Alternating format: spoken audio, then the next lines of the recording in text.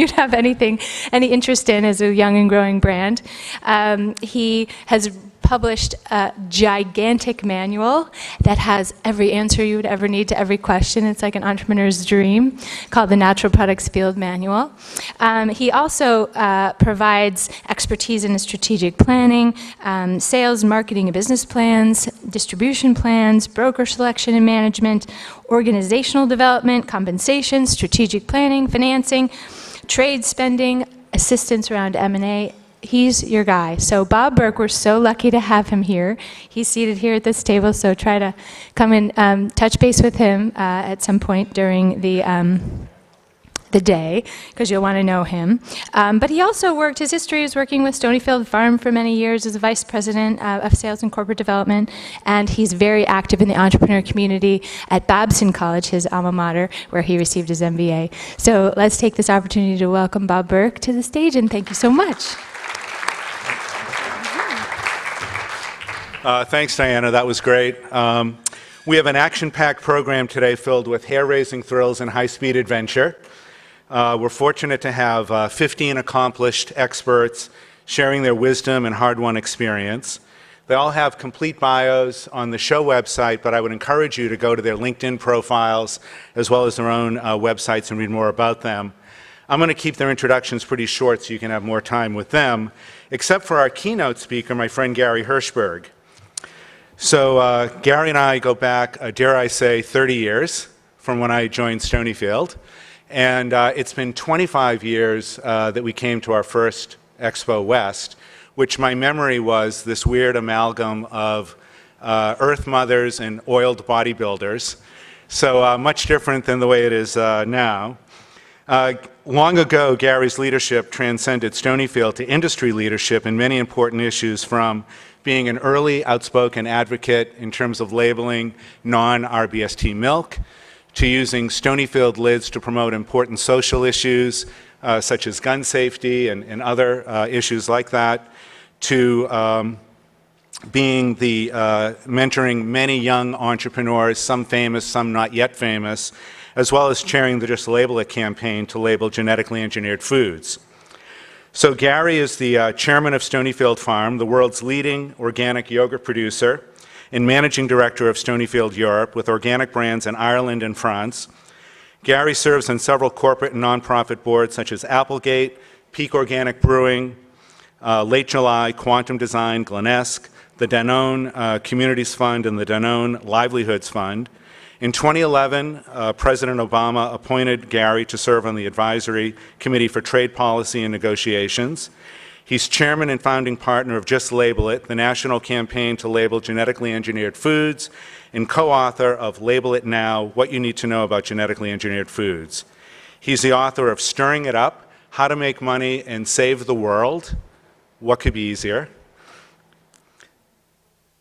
He's also received 12 honorary doctorates and numerous awards for corporate and environmental leadership, including a 2015 Champion for Children Award from the Mount Sinai Hospital's Children Environmental Health Center, and a 2012 Lifetime Achievement Award from the US EPA. Gary?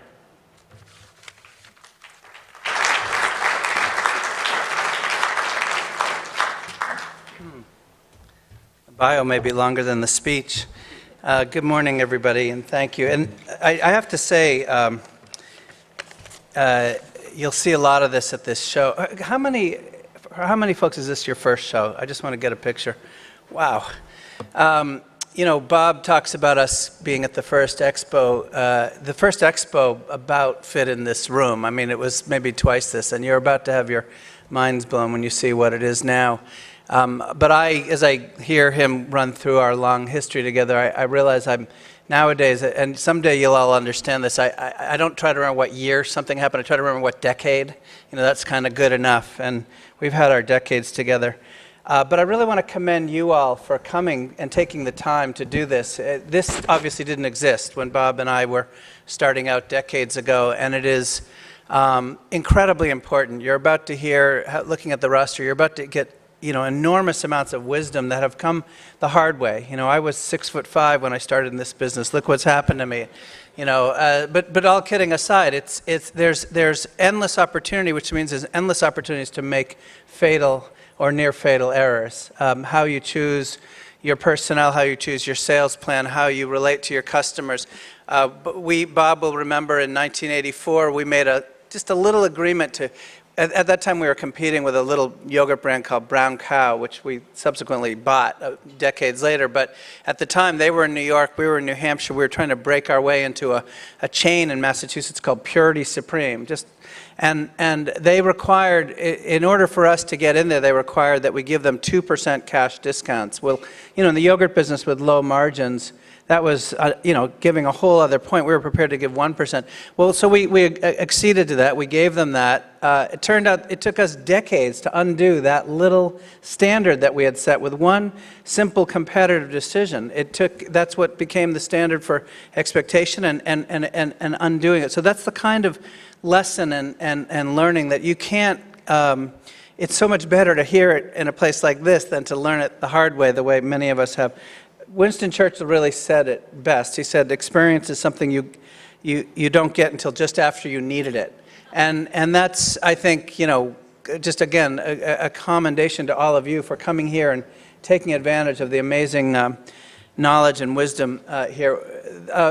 Churchill also had another great line, which is, he said, success is the ability to move from failure to failure with no loss of enthusiasm. And that also is sort of the history of the natural products industry. Many of us have sort of ready, fire, aimed, leapt out there first and thought about it later and learned. And again, I commend you for stepping out of that and taking the time to really be thoughtful about some of these really critical decisions that stick with you for a long time. So I thought the most efficient thing I could do for you this morning to kick off your day is to give you Gary's kind of 7 lessons from my now many decades in the space. And I should say the bio, I need to do something about this. That bio is way out of date. I'm on, unfortunately, a whole lot more boards than were on the list, but all of them wonderful, emerging, rapid growth companies in multiple categories. And many of these lessons come not just from my Stonyfield experience, but from now being in the trenches again and again and again, which is all that this is. So let me just walk you through my kind of 7 retrospective but very current and topical learnings that I think may be valuable to you. So the first one is what I call a given, which is that your product, or in the case of any of you who are in the service business, your service has to be better than anything that's out there. If it's the same as, or certainly inferior to, you're not going to get to the starting line. Because whoever's already out there is already better capitalized with you, better established, they've got relationships, they're in place. And if you don't have product superiority of some sort, and I would recommend in the food business that taste is probably a good place to start, then don't launch. Don't go out until you're absolutely certain that you have something that will beat the pants off of anybody who comes along. Because all you're going to have is a little bit of a window, a head start when you have that. Because once you're out there, I'm an advisor to a very, very successful coconut water company, and you can say, my God, there's a million of them.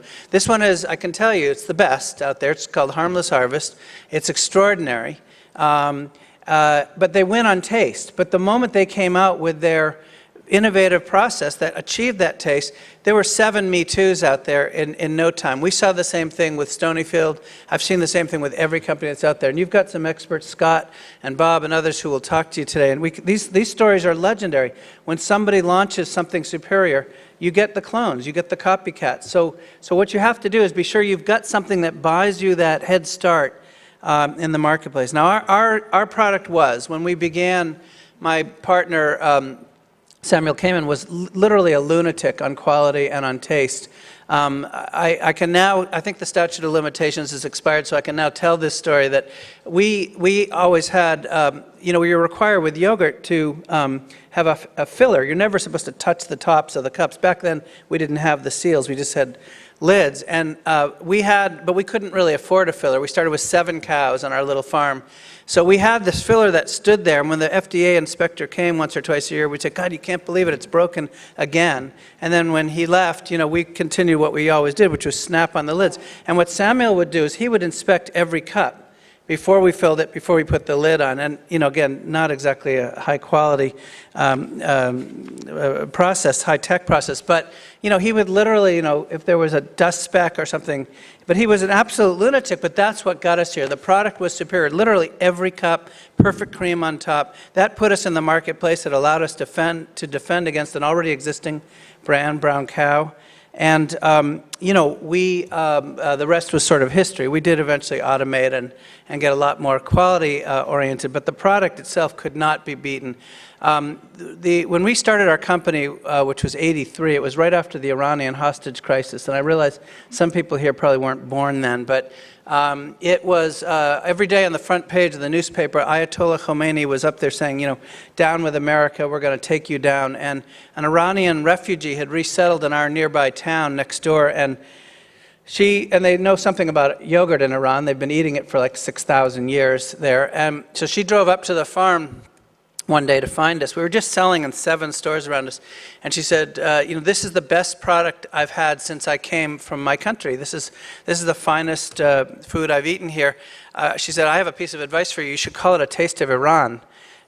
We didn't take that piece of advice, but nonetheless, you get the idea. It was that kind of quality that people would literally drive up the hill, which Bob will tell you was not an easy thing in itself. I have endless of these stories, but I just tell you in summary, the whole key was if our product was not to, I always used to say we could ship the yogurt 3,000 miles, but it was the last 18 inches that counted. It had to get from the cup into the mouth, and if that was a positive experience, then the rest was taken care of.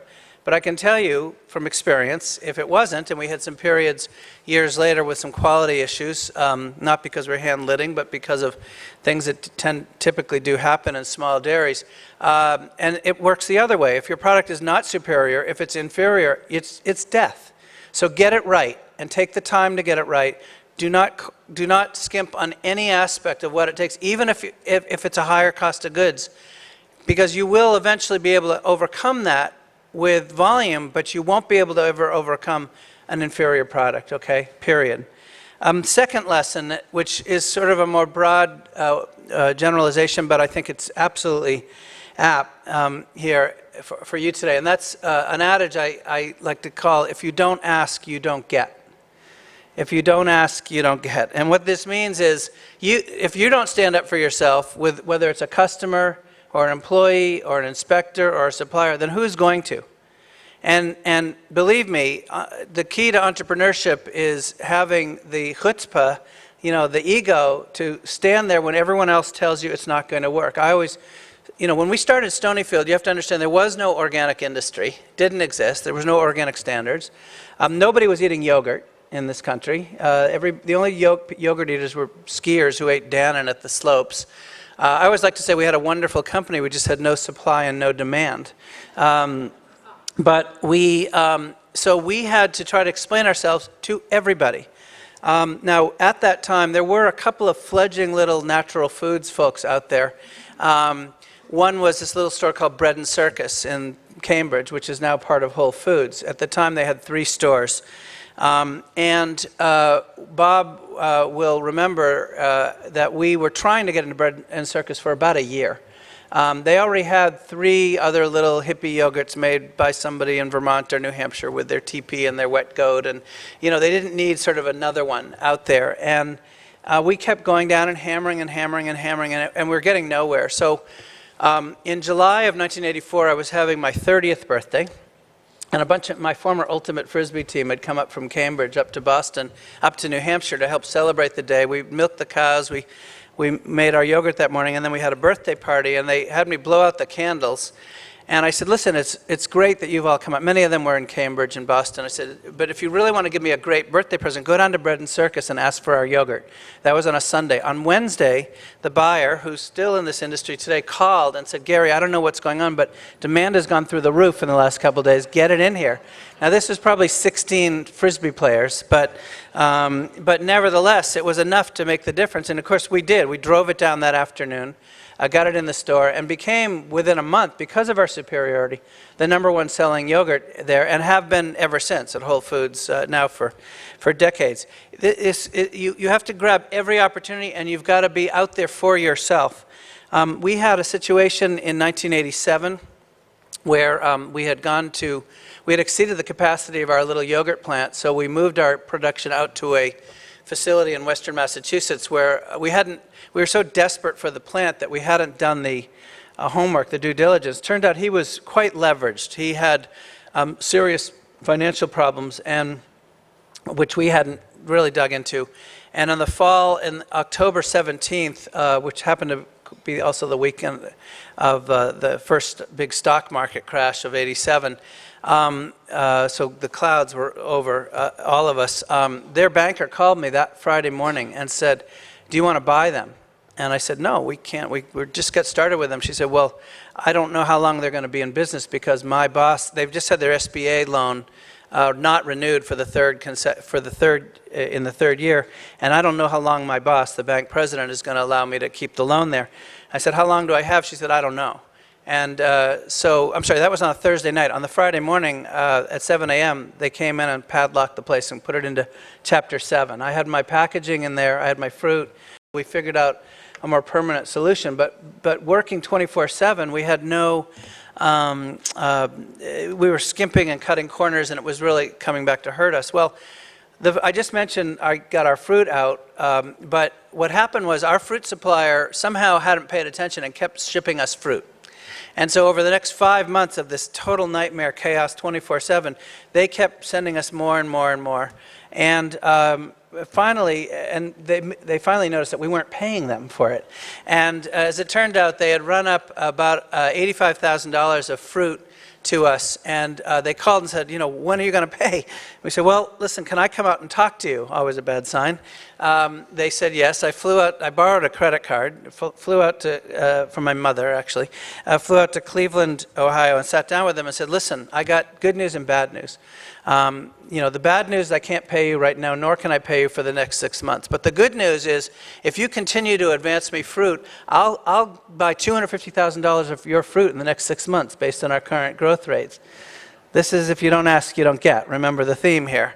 Total chutzpah, insane, right? They had every right to throw me out of my ear, but they also had $85,000 at risk. And I said, "Here's what I'd like to do. I'd like you to advance me this fruit, and I will commit to buy no fruit from anybody else. I'll be exclusive to you," which is a joke because no one else would sell me. I said, "I will," they came back, they said, "Okay, we're going to do this." Now I want to tell you, just fast forward, today we have bought over $150 million of fruit from those people since. We've always been loyal ever since. But it started with me asking, and them, by the way, also taking a huge risk. So there are endless examples through my history where if we hadn't asked, where it was completely ballsy and bold. One quick one for you. We moved into this, when we finally did solve this crisis, it took us a year and a half. Obviously, a lot of asking, of borrowing and begging, and mom and mother-in-law, and actually, our bedroom was about 50 feet from the office, which was 50 feet from the yogurt works, and my mother-in-law was actually our largest lender, and not a good idea, by the way. Don't take that advice. And I would think that my wife was asleep so every Thursday I had to meet a $3,500 payroll, and I had no money in the bank on Wednesday night. So on Wednesday nights, I would think that she would be asleep over next to me, and I would tiptoe over to the office and call my mother-in-law and say, "Do you think I could borrow another, $1,800? And I would hear the click, click of call waiting, and it was my wife calling her saying, "Mom, don't do this." She thought that the whole thing was lost, and she thought the two people she loved the most in the world were both also insane, which may well have been true. But when we finally did solve all of this, we moved into a 21,000-foot building, which was a giant leap for us. And the building was part of a 165,000-foot building, and it was on 5 acres, surrounded by 25 acres. And my mother-in-law, brilliant as she was, real estate success, said, "Listen, get an option to buy the whole building, to lease the whole building." I said, "Well, 21,000 feet, it's 10 times bigger than anything that we're in now." And then she said, "Get an option to buy it." And then she said, "Get an option to buy the contiguous lots all around." Well, this was insane, right? This is like 25 acres. And as it turns out, you can probably guess the rest of the story. We have used every square inch. We are absolutely without anywhere to go now, but we have built a 400,000 foot building. We have used every square inch of all that acreage. And again, the landlord thought we were insane. He knew in fact, the only reason we went with that landlord is he was the only landlord who didn't require a personal guarantee. And otherwise, so again, we took this incredible, crazy risk and asked, but had we not asked, we would have not gotten, we might have been booted out. That would have been doubly more expensive. So the third lesson, which is the corollary of the second, you'll see a connection between all these, is you got to believe in yourself. And that may sound trite and simple and like a throwaway line, but let me say it again. You must believe in yourself. I think I've already illustrated to you the doubters that were around us. Everyone, I mean, I had venture capitalists I would go see who would sit there with their feet up on the desk talking to me. One clipped his fingernails during our meeting. They would describe these financial deals that were sort of like yoga positions, just insane. They would provide us the money, then we would pay it back in 2 years, but they would still own the equity, and they would also get it paid with a coupon, so they got double-digit interest rates, and it was all insanity. And I was so desperate for money that, their whole mission, of course, and I hope I'm not insulting anyone here, but their whole mission is to weaken your ego, right? That's to get your valuation done. You're going to hear from Nick and Alex. I just saw somewhere sitting here. Young guys who are just starting out now. I mean, they will tell you that the mission of investors is often to because you are so tied to your business, your balance sheet is you, that the sense of value, literally your own value, really turns into valuation very quickly. And what they try to do is whittle down your valuation to get a better deal. And so you've got to stand there and know when enough is enough and it's time to get up and leave. And believe me, we had endless of these examples. And time doesn't allow me to go into them, but I'll just give you one quick anecdote. We had during this crisis period that I was describing in the 80s, we had one little dairy in Vermont. Now it's Cabot Creamery, but it was different ownership at the time, who had thrown out a rescue a life jacket to us, and they said, look, here's what we'll do. We'll manufacture your product up here in Vermont. You and Samuel, you run the sales and the marketing. You'll still be owners. We'll be your partners. So we spent about 6 months negotiating a deal. We literally financed a fax machine. The fax machines cost $3,500 back then, and we didn't have that money, and we somehow got a leasing company to give us, I think it was like 70% interest rates, but we figured we only needed it for 6 months, but that's how we negotiated the deal. And we got this deal that was quite thick, quite a big document that has spelled out quality standards and all that. And we drove up for the big closing, and when I got there at my desk at the conference table, there was a single sheet of paper where the big deal that we were going to go over, the 3-hour closing, was supposed to go over. Well, it turns out, I thought it was the agenda and they were still bringing the copies. It turns out it was a letter to me saying, Gary, we've decided to retrade the deal. After negotiating with us for 6 months, they knew we had no other options. They basically offered a deal where they would steal the company. Essentially, they were going to take over the business, convert our equity holders' equity into debt, and we would earn 1 penny per cup of yogurt to pay off our debt holders. We figured it would take about 2 years, and at the end of that time, we could then negotiate our deal going forward. This was not a deal, it was a steal. And so we, said some things I can't say on the podium here. Got up, went out and got in the car, and of course, in New England in April, anything can happen. And of course, there's a blizzard now happening. And we had to, I should also tell you at the first part of the story, when I left to get the deal done after 6 months of negotiation, my wife was pregnant, quite pregnant. She was in her 8th month, and we had borrowed from her mother and, sort of stretched everything. Her dad had died 4 months earlier. She got $25,000 from him. We used it to buy fruit. This is not a good situation. And she said to me, Gary, you promised the deal is going to be done now, right? We're going to get this done. I said, absolutely, no problem. We're going up there. We're solving this. It's going to be signed. Nothing can go wrong. So now I walk out into this blizzard and think, where am I going to go, right? I can't go home and face her. Plus, I would have to make yogurt that night. So we started driving. It was, as it turned out, a 5-hour drive in this blizzard. We were the only car out there. In the middle of the ride, we're just silent because we think it's over now. We didn't have an option. And we probably, at that time, I think I was figuring I was going to have to eventually cave into these guys. So I said to Samuel, I said, well, what would it take to build the minimum size yogurt plant that we could possibly build out there. How much money would that cost? And and he said, I was thinking the same thing. So we flicked on the dome light in the car, these two crazies driving, and we designed a yogurt plant. And we got home about 1:30 in the morning, and Meg came out and she said, is it done? Is it done? I said, no, we're not doing that deal, but we have a much better plan now. So I slept alone that night, and then the next morning I was in Concord, New Hampshire at the SBA office talking to them, and I did this thing. You know the story of Stone Soup. I went to the SBA, I said, listen, for $492,500, we can build a yogurt plant, and we think we can be profitable within 6 months. I've got a bank lined up, not exactly true, and I have investors willing to do it. So if you will give us the 85% loan guarantee, Bank of New England over here will provide the rest of the security, and my investors will do the $100,000 that I know that you need. And they said, well, if you got the bank and you got the investors, why not? So I didn't have either, but that was great. I drove over literally that day to the Bank of New England and said, listen, the SBA has said that they'll cover a loan for us, and I've got my investors behind us. Will you do this? You got the picture? They said, well, if you've got the SBA, why not?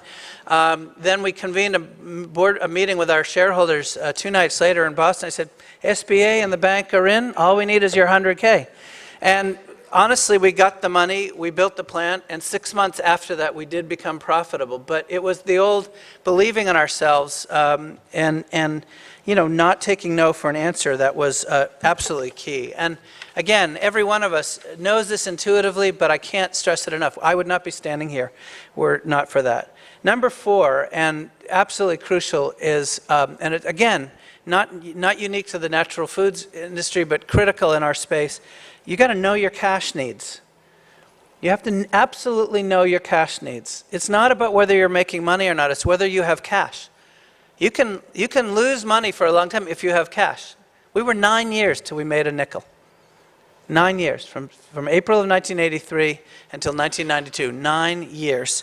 And I had endless business plans. I mean, the purpose of a business plan is not the product, it's the process, right? It's the process of asking questions. But you need third-party validators to kick the crap out of you when you put, entrepreneurs, I call us all pathological optimists, right? When we put our business plans together, we always exaggerate the revenues and underestimate the expenses. So what I always tell entrepreneurs is, a few of you are nodding your heads, you get this, right? What I always say to entrepreneurs is, look, double the expenses and halve your revenues, and you might be within a reasonable realm of possibility that you're accurate. But project forward, be brutally conservative, and do not fool yourself. Look in the mirror and say, am I fooling myself? And the answer will be yes. And go back and take the numbers down. And then look in the mirror again and say, am I fooling myself? The answer will still be yes. Take it down further. Do not let yourself be fooled. You're the only one who can protect against that. Now, there's lots of tricks you can do on cash flow. We had the famous paycheck contests with our employees. Who could go the longest without cashing their check? The prize was all the yogurt you could eat. We had the famous payable stretching contest, which was we had a check that was sent off to an equipment supplier, and I brought it out into the parking lot, which was it was a farm, it was a dirt lot. Stepped on it a few times, got it nice and muddy, put it in my drawer, and when he inevitably called me 2 weeks later, I said, oh, you wouldn't believe it. It fell out of the mail sack, we found it, and I took the dirt-covered envelope and put it inside a clean envelope and sent it just to show him that. But I got 2 weeks of stretch that way, and I again, hundreds of these examples. But you must never get yourself into cash trouble, because when you're in cash trouble, you're desperate. And when you're desperate, you do stupid things. You say yes to deals with customers, you say yes to deals with suppliers, and I just gave you the example with Purity Supreme. These deals, these little yeses, stick around for a long, long time.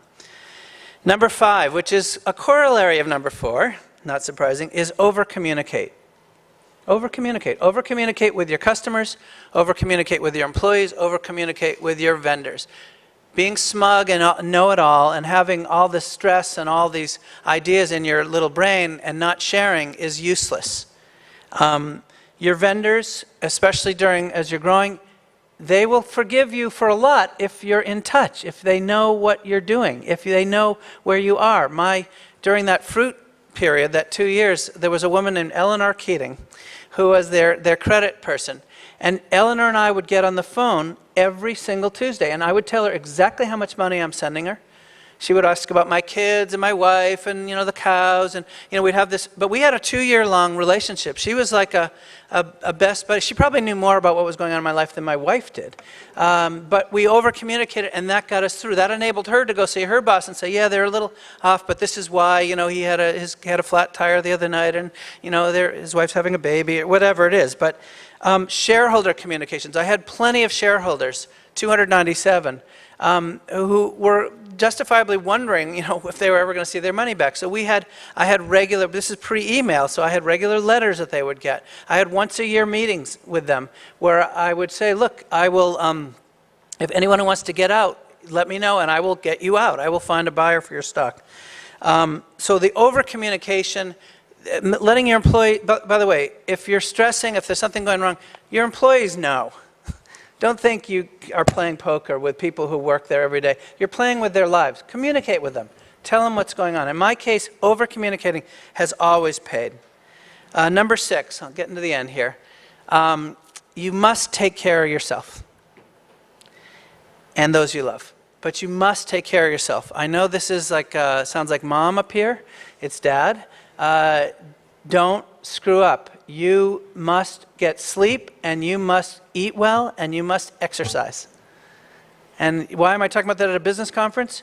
Because that's the only way the business makes it, is if you're sick or you're not well, or you're sad or depressed, the business is going to be sick, unwell, and sad and depressed.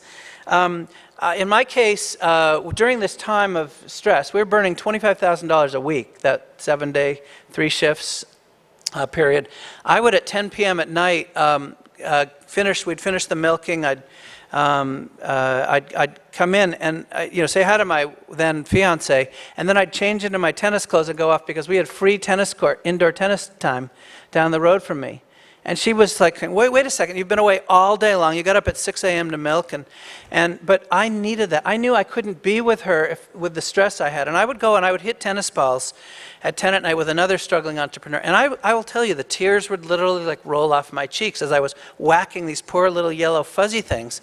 But I was just sort of working off the stress of the day. And then I could come home and then I could be a good guy. I could be a husband, I could be a nice person, but I couldn't have otherwise. And I learned that to this day. Vacations, we could never afford vacations. We were totally broke. We could never figure out the time, and yet we insisted on doing it. And we would run up that credit card, and then, it would take us a year to pay it off until the next vacation. But I'll tell you what, those vacations saved our marriage, and they saved our business. Because that time away, first of all, the best ideas you get are not at the desk, are not at the job, they're away. Right? They're somewhere else when your brain is freed from the stresses of the moment. I coached all my kids' soccer teams all the way through. I would, my partner would look at me in horror at 3 p.m. when I would race off to coach, little peewees. But I got back there to my desk at 6, but it was critical. And eating well, dare I say it here at this expo, is really a big part of this. Look at political campaigns. I'm convinced it's half the reason that, they're so complicated is they're all just eating carbohydrates and being stupid, Anyways, let me get to the final lesson, which is number 7, which is, to me, the reason that we're all here under this roof. And that is, don't forget the power of your mission. Ideally, your social and your environmental mission.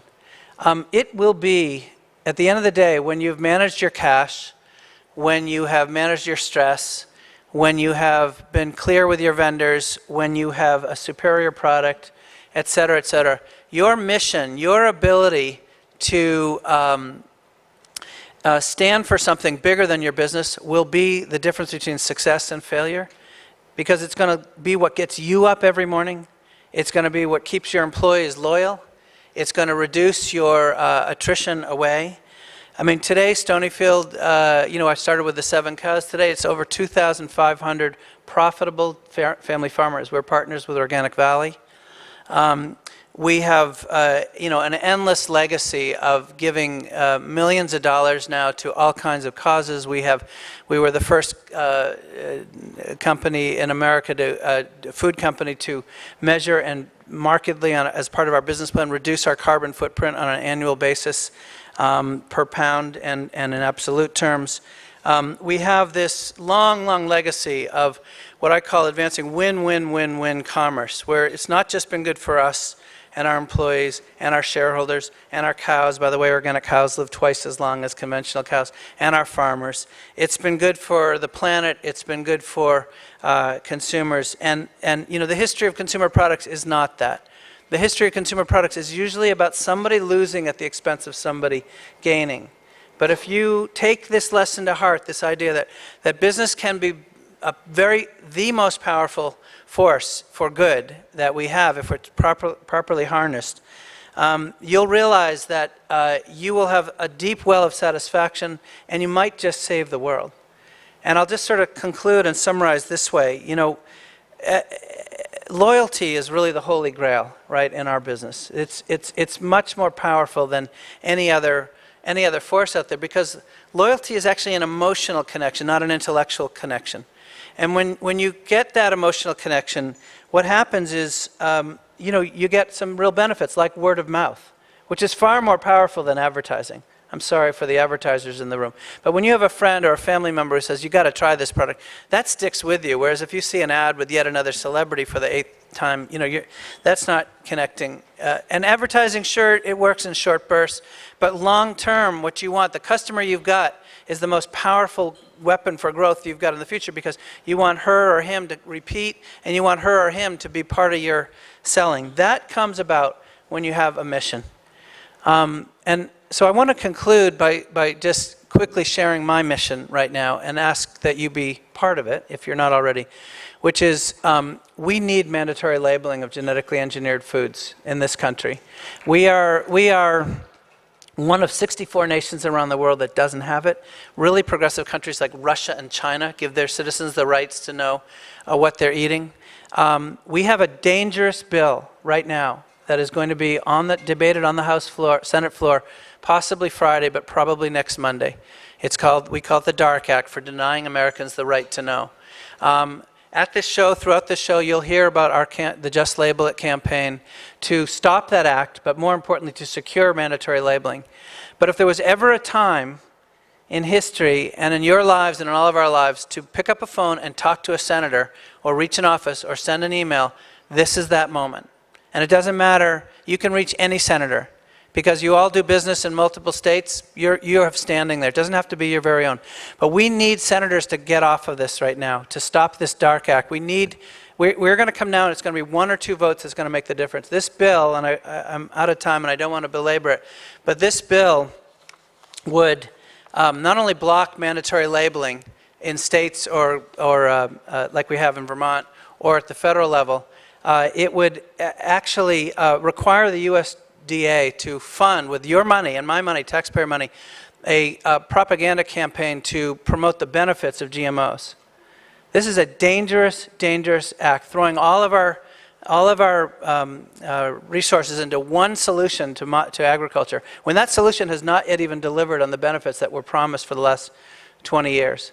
So I'm standing here as a guy who's got still responsibilities for my company on a day-to-day basis, and for many, many others, as you do, to tell you that even while we're building our businesses, even while we're putting money to our bottom lines, there is nothing more crucial right now than being politically active at this very moment. We have an industry that is blowing away conventional food with double-digit growth, whether you're organic or non-GMO. But unfortunately, Washington, as is typical, is lagging behind, right? Isn't quite caught up with the reality. And therefore, this is a last-ditch effort to protect a way of thinking that is over, that we can just dump endless amounts of herbicides and try to defy nature. We're not asking for GMOs to be over, but we're saying that one thing that you cannot argue is that everybody has the right to know, and we should have it. So I stress this point to you by conclusion, and simply saying your mission, whatever it is, going to be a crucial part of what is going to make you successful. This happens to be one mission that I think we can all share right now. We all sell to people. Pick up the phone if you can today. Send an email. it can make all the difference in the world right now, because again, it's going to come down to one vote or another. So I thank you for listening. I hope some of these lessons, I can see from the head nodding, some of them, particularly the cash one, ring some bells here. I hope that you enjoy your day. And again, I congratulate you on taking the time to come here today. It was a really good move. So thank you very much.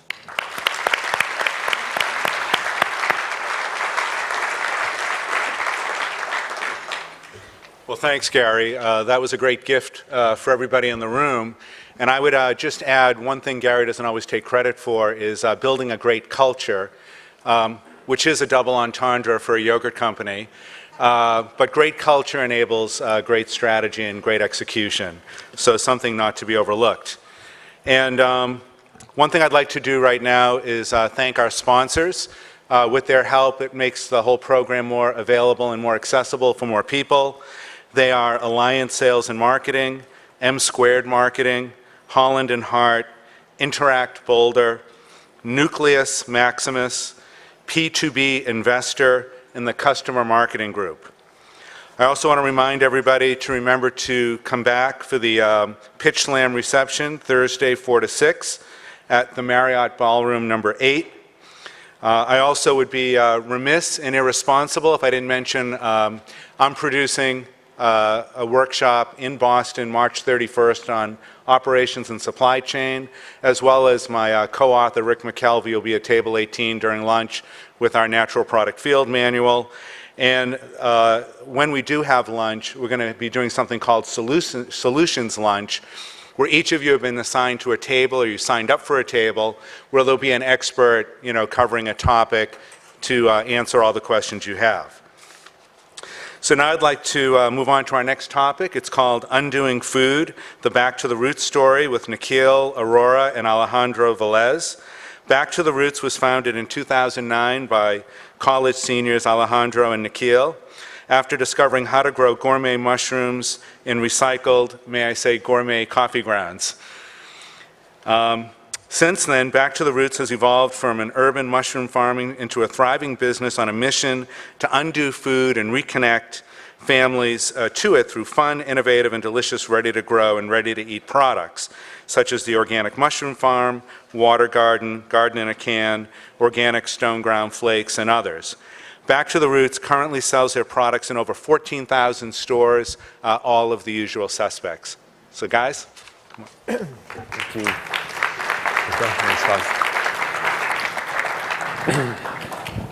All right, let's get this. Good morning. Good morning. Let's see if we got. All righty, it's good to be here, and amazing to be able to be after Gary too. He's a huge inspiration and mentor, and something we look up to a lot. So it's exciting to be able to build off that energy this morning. So we just want to spend this time this morning really just sharing our story, and it's been a incredible journey going from, honestly, two of us meeting up to, falling in love with mushrooms and fish poop, and we kind of wanted to share our story of what that's taught us about grocery and produce and this mission to undo food. So we're just really honored and excited to be able to spend the next 20 minutes or so sharing the story about undoing food with you guys. Yeah, let me maybe take a quick step back to what Bob mentioned. Started out as a random UC Berkeley experiment out of my fraternity. We were seniors, had our full-time offers lined up. I had just signed a full-time offer to go into investment banking in Manhattan, had an apartment, had a roommate. Nikhil had signed a full-time offer to go into consulting in San Francisco. And this is 2 months before graduating. We heard this pretty random fact that you could grow mushrooms on coffee waste, but nobody had ever done it. And to be honest, I had never grown a thing in my life. I could care less about sustainability at the time, and thought about the idea, thought it was kind of cool that you could take waste and grow food. Nikhil did the same. We actually had never met, connected through this idea, and turned that into some buckets out of Beta Theta Pi at UC Berkeley from coffee waste collected from our local coffee shop. One of those buckets out of the 10 that we grew, we grew 2 rows of 5 buckets. One of those worked. The other 9 got totally contaminated.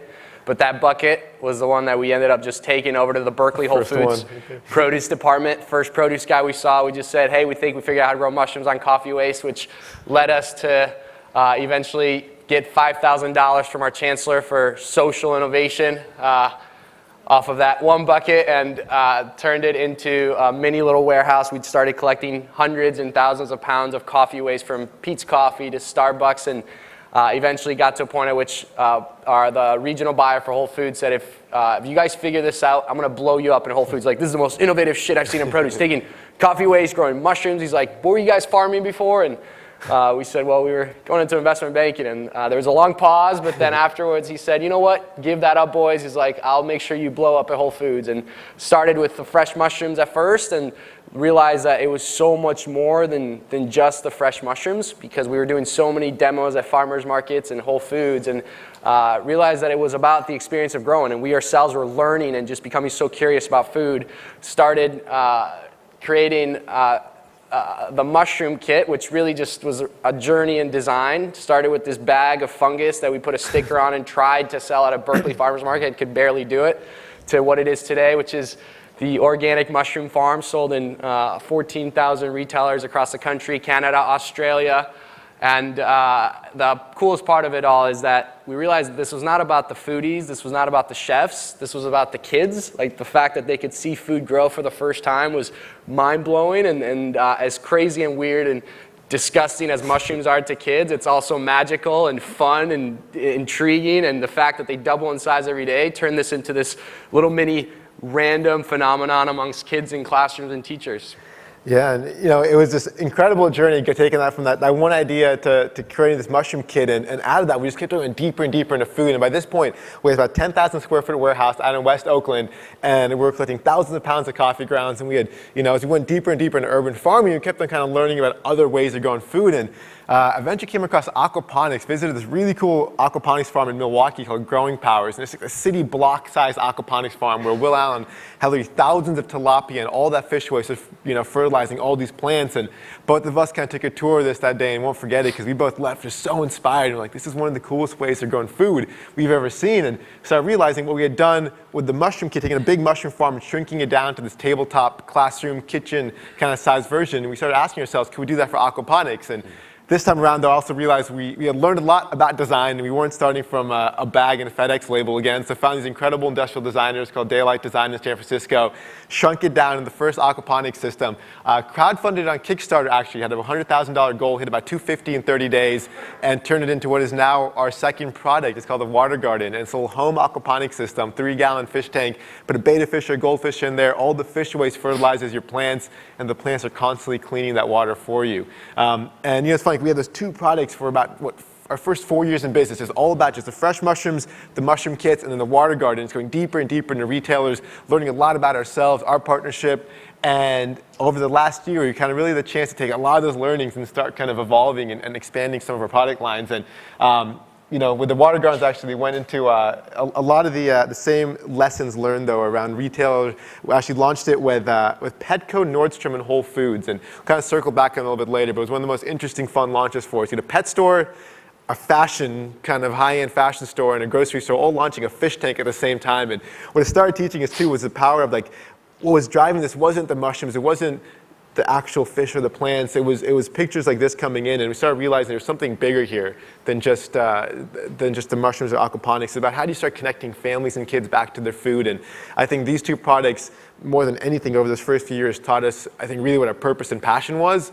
And that's now kind of carried through to so many other products over the last 2 years. But it's been incredible seeing images like that come in. And we kind of took a lot of that actually in last spring, just kind of fast forward into the next kind of evolution of the brand. We worked with a Berkeley soil scientist and kind of, again, going deeper into urban farming and how else can we keep on growing food. Learned a lot about biochar and the properties it has to be able to really help people grow food and how it's being used in these large scale, a lot of times like roadside reforestation projects, which is incredibly moisture absorbent soil. And we started working with Professor Williams and asking him, hey, if you're using this great soil amendment for helping people redo large swaths of land, why can't that help people grow their own food at home? And actually turn that into our third product line, which is little gardens in a can, which use this moisture balancing biochar soil inside to make it really easy to grow your own food on your windowsill. There's no drainage holes or messy saucers. And actually launched those last spring into the Home Depot. And this spring they're actually launching nationwide into the Home Depot. So it's been really fun to kind of see them get out there. And again, the same kind of principle coming back for us, where we actually ended up launching this Grow One, Give One campaign, where anyone who posts a photo of their fully grown mushroom kit, water garden, gardens in a can, on our Facebook page, Instagram, website, we actually donate one to a classroom of their choice. And it started creating this really just fun kind of upward cycle where the more we gave, the more we got, the more we got, the more we were able to give. And it's become one of our biggest drivers of traffic to our site, of marketing. It's kind of engaging a whole community where they ship it out to their teacher who they already know, and they could get engaged with those 30 kids in that classroom. So this campaign's been a really special one. And that was kind of the point we were at last spring. And yeah, and we what was crazy to think about is we've been at this for 6 years. For the first 4.5 years, we really just had 2 products and had just launched the garden in a can, and that really allowed us to just focus. And what I mean by focus in this case is actually just about learning and becoming so damn passionate about this space and this movement. We came from finance and accounting and political science. Like, we had no background in food, and through that, as we did literally thousands of demos in hundreds of stores across the country, we'd go in there and sell a mushroom kit.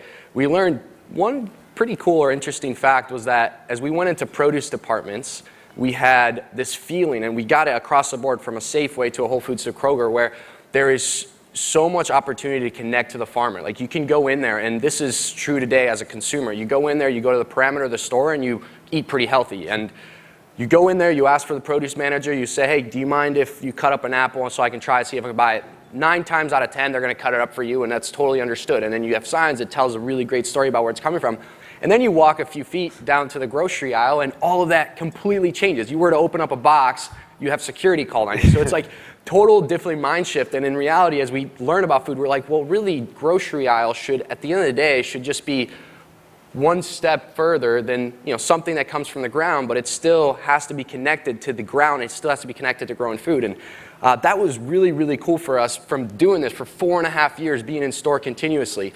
And the second one, which we were so fortunate to have this opportunity, was to work closely with some of the team at Whole Foods Market. And we got a chance to sit down, having worked with the produce department for so long, and they said, hey, let's get together both grocery, produce, and some of the executive purchasing team. Let's brainstorm on where this brand can go and what things we can do together. And that was also very fun, because that's something they had really not done that much, where even though they sat so close to each other, normally produce and grocery departments don't work that much together. And if you guys have ever sold to both sides, they think very differently about how they purchase food. And so this was such a cool opportunity. But what's funny is the first thing they said was this is Errol and Dwight backsat. He was like, guys, go back and learn more about food. He's like, let's open up the local forager program to you guys. So we had an opportunity with the Whole Foods forager program. We did farm tours all across the country for 6 months, just really to learn more about food and learn more about how food was grown. Yeah, and we started taking this lens we had learned too around sustainability, this focus on kids and this kind of passion for design, and started just taking that backdrop and started visiting tons of farms and visited everything from baby banana farms to avocado farms, and eventually ended up visiting a wheat farm. That's really, I think, where we were just kind of in those moments you just get stopped, and we saw this crop that you eat almost every single day since the day you're born, and yet the first time we kind of actually saw it growing in the fields, realized we had no clue how a stalk of wheat actually turned into a cracker, a cookie, a bread, and we just started diving deeper and deeper into it, and realized that the whole supply chain, the farmer, baker, customer supply chain was so just disconnected, and we went deeper and deeper, not just to the farming part of it, but to the milling part of it, and started realizing as well that you visit these 12-story high industrial mills and you see what's being stripped out of wheat, the wheat bran, the wheat germ oil, all the good stuff. You walk in the Whole Foods Whole Bodies aisle and you buy for $20 for a vial, right? It's all used to be Kellogg's post-GM. Because of that, it hasn't changed. And so we started seeing an opportunity here to kind of apply that lens and kind of try to innovate in this category, and kind of took all of that, ended up last year launching the first line of 100% stone ground breakfast cereals. And they're all made with just 3 or 4 ingredients, and actually on the packaging too, the first time there's no bag in a box, at 25% less packaging, 100% recyclable. And it's just been so much fun to kind of see and start applying the same kind of vision and connection to your food to the grocery aisle as well. And we launched these 3 cereals, California whole wheat, maybe just these 3 ingredients, cocoa clusters, which add some fair trade cacao. And actually one really fun one was kind of the back juice version of the classic cornflakes, which was purple cornflakes, the first organic purple cornflakes. Uses this awesome purple corn from Minnesota, about 30 miles south of Minneapolis. And farmer Scott Johnson has this beautiful farm. So it's really kind of this connecting back to like, how do we bring that same connection, whether you're growing food or you're eating it, like that underlying trust and transparency should be the exact same, and you know where that food comes from. And we actually kind of added that to this category about with our breakfast toppers, and this notion of like, how do we, at the same time, one of the biggest trends in this category is also getting hands-on. And that's, I think, what made our mushroom kits and water garden so appealing, was like getting hands-on with your food. Just like feel where whether you're 8 years old or you're 48 years old, you have to have that excitement about it. Whether you're going into a movie with your father or your mom, and you come out, you're both smiling for totally different reasons, but it's engaging and it's engaging enough for the kid and fun enough for the kid, but sophisticated enough for the adult. And that's one of the things that we've been really passionate about. Since this fall, it's been really, really awesome to see just some of the support we have from Rachel Ray, Dr. Oz, Delicious Living, calling this best cereal of 2015. To seeing really cool influencers get behind the product and just saying that this could really revolutionize a 3-ingredient cereal, all U.S. grown, to the retail partnership. So we've now launched nationwide at Kroger, Sprouts, launching Whole Foods nationwide this April.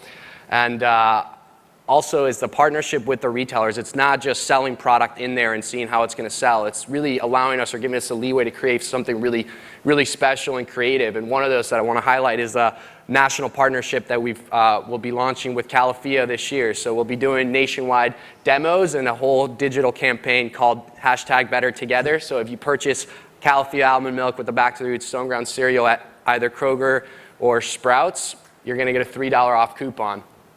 Yeah, and we'll just kind of, I think, as we talk a lot about what we've learned over the last year, I think actually this is a cereal box. You put the recipe, talk about transparency, how do you build it into your products. We actually end up putting the recipe for the cereal on the box itself, so you can literally go home and make these flakes itself. It takes 7 minutes. That was to us, like, how do we just, when you have one version of IP these days is patented intellectual property, how can IP also be identity preserved and being totally open and transparent about your food? So the other piece of it was we spent months and months kind of doing shelf life testing on our packaging and on the carton, the right levels of paper and poly.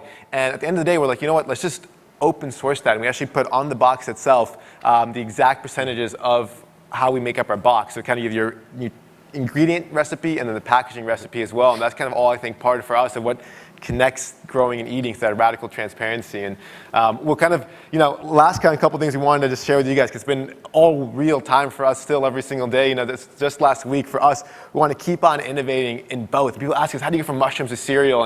And for us, it's about both. We like food can't be separated from growing and eating. And actually, just last week, we launched a couple of new products. We expanded our gardens into cans, these really fun garden and jar formats that just hit Home Depot stores nationwide this spring. And then also, kind of take a step back to the cereal side, it's like, how do we keep on optimizing and going deeper and improving where our food comes from? And as we kind of launched these first few cereals, we ended up just going deeper and deeper into farms and organic farming, and actually realized the history of organic farming, which was, it was really fun for us to learn about how it really started off in the 1920s with this farmer philosopher, Rudolf Steiner, who started talking about treating the farm as a living ecosystem, as an organism in a whole, and it's kind of in response to the whole industrialization of farms. And we started learning more about Rudolf Steiner's work and what kind of came out of that, which is the whole biodynamic movement, and how decades later came the USDA organic standards.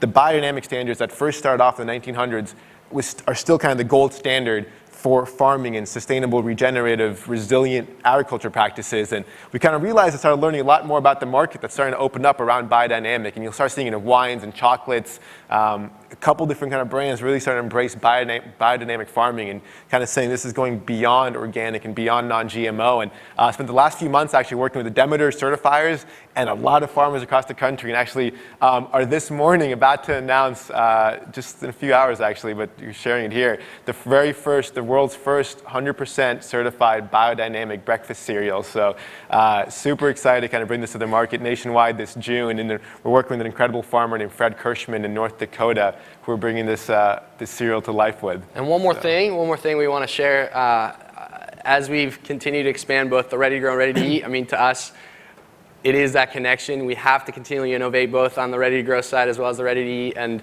as you saw, we created a really fun an opportunity to grow mushrooms, herbs, microgreens, and one of those things that we've always been obsessed with and just really challenged by is tomatoes, like growing tomatoes. People love to grow tomatoes, but there's, it's not the easiest thing to do. And we've seen some solutions out there. Some of them are sort of tacky. Some of them are as more of an as seen on TV, very plasticky. Some are actually techie, where you have microsensors or Bluetooth, and it costs a couple $100 to grow tomatoes. And then we stepped back and we said, what would, the back to the roots lens, what would that look like if we were to try to grow tomatoes and let other kids and families grow tomatoes? So we looked at our lens and said, can we apply sustainability? Can we apply design, the design lens and doing things from a kid's lens? And in terms of the problems that we wanted to solve for growing tomatoes and why it was a challenge is because obviously there's two for growing food. One of them is sun, which is a binary thing. You either have sun or you don't. And then the other one is the watering piece to it. And that one's very, very challenging, especially with tomatoes. One, the roots expand, they grow really quickly, so normally you have to have them outside. Number two is, am I watering enough? Am I watering too much? If I leave for a week, what's gonna happen? And the cool thing is this is stuff that every farmer has faced for generation after generation after generation. This isn't a new problem in growing food. And so what we did is we ended up going back and try to look at ancient technology of farming, the way we had seen aquaponics, which was invented by the Mayans, the way we had looked at organic biochar, and had this really cool opportunity to learn more about oyas. And this was actually created in North African ancient technology, and they were doing it in these desert farms in which they created these oyas. And what these oyas were is they're slow-cooked clay pots, and what they do is they're microporous enough to where water diffuses through and slowly releases water into the root system. So it uses or releases the perfect amount of water as osmosis occurs and as water evaporates without overwatering and underwatering. And it's the technology we're using is not apps or any sort of technology. It's literally using something that had been created, and we're using something that had been invented in the past. So we took that idea, that mindset, and shrunk it down to something that could be fit in a windowsill. Spent some time. Thankfully, we're so lucky to be working really closely with the Home Depot and found the perfect tomato seed, organic tomato seed that works inside and it doesn't get big enough so we can keep it in this jar, and created the first ever self-watering tomato planter using ancient Oya technology, which just got announced a couple days ago, and will be launching nationwide at Barnes & Nobles, the Home Depot, and Whole Foods. So it's been really fun, I think, on our end, is to continue to expand and innovate both on the ready-to-grow, thank you, ready-to-grow, and on the ready-to-eat side as well. So, and I guess I know we got to wrap this up, so we kind of want to end with you guys on a quick segment of where all this, what this means to all of us, because you talk about growing food from mushrooms, aquaponics, to breakfast cereal, to breakfast toppers. We've asked ourselves this question. I'm sure you guys today, you walk out of here Thursday, Friday, Saturday, 100,000 people, I think, now just huge ecosystem built out. Like, where do we fit into this? And we started realizing there's really kind of these three waves of food. I got a little funky up there, but these three waves of food that we've kind of been in, right? The first wave was the first big CPG brands, the Krafts, the Kellogg's, and the Nabiscos, that said, let's put a brand on food because trust us, this wasn't made in a bathtub, right? It's all about this notion of like food safety, just this, trust us, it's not going to kill you today, right? And that was the first kind of really big evolution of food brands. You can talk about fast forwarding the first 60s, 70s, 80s, the first natural organic brands, Stonyfield with Gary Herford, Gary Belt, saying, trust us, put a brand on food because we're not going to spray nasty chemicals on our food, right? And it was Nature's Path, Annie, Stonyfield. But I think the opportunity we all have in this room right now is that there's a third wave of food happening right now, which is saying, put a brand on food because trust us, you know exactly where this food came from, who grew it, how it was made. And it's this notion of radical transparency. And we, as an opportunity all of us have right now, I think, to tackle and build this next wave. And even in it, you'll see there's different ways of looking at it, right? You see hundreds of millions of dollars of funding right now going into one version of the future of food, which is saying we're going to reinvent the next wave of food, right? That's the plant-based eggs, meats, Beyond Meat, Soylent, saying we're going to invent the future of food in a laboratory where IP means intellectual property. And the flip side of that future of food is also called the undoing of food, which for us means, you know what, let's not use technology to reinvent the food. Let's leave food the way it was, where our R&D team is our grandparents, and let's use nature's technology, and let's take food back to how it used to be and use technology instead for better distribution, for better transparency, for better information systems on farms. But it's really, really fascinating right now to kind of start seeing this space that all of us exist in right now is the convergence of food, of technology, this opportunity to kind of bring radical transparency back to food. Yeah, and what's really rad is it's actually happening right now. The North American's largest food service and second largest in the world, Sodexo, has signed a partnership with the smallest company ever that they've worked with, Back to the Roots. And we've now got, in 2,300 elementary schools, we've got our garden toolkits. So they're directly in the classroom where we have curriculums that come with it, as well as in the cafeteria. So we have 3,500 elementary schools that we just launched with, where we have our own stone ground cereals in there. And I want to end with some fun pictures that Sodexo and Back to Roots have gotten. And at the end of the day, it's been just, this is what it's all about. If we can change the way kids are interacting with food and what the things that they're eating, and just really just bring curiosity around it, we think there's a huge opportunity. And we've been doing it with a very tiny but incredibly hardworking team that's burning the midnight oil. And at the same time, want to give a huge shout out to some of our investors that have come in on this recent round, and folks that have been part of this movement for a very long time and have inspired us, and we've been able to sit on their shoulders, and they inspire us every single day. So thank you guys so much for having us today. Thank you, guys.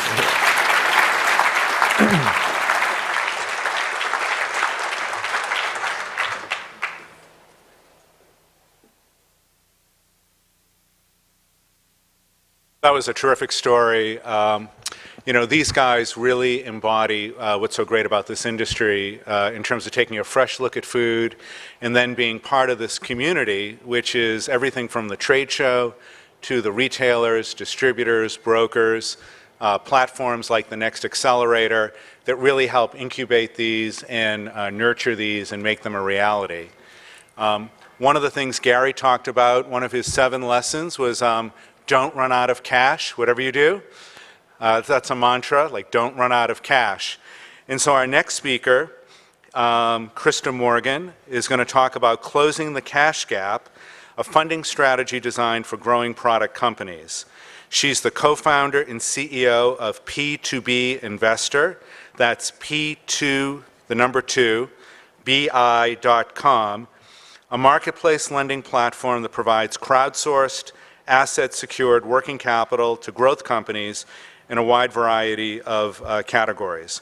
In less than 18 months, Morgan has grown P2B Investor into a multi-million-dollar company, a thriving online marketplace, and one of the few tech-enabled commercial lenders that can underwrite and fund million-dollar lines of credit in just a few days. Krista?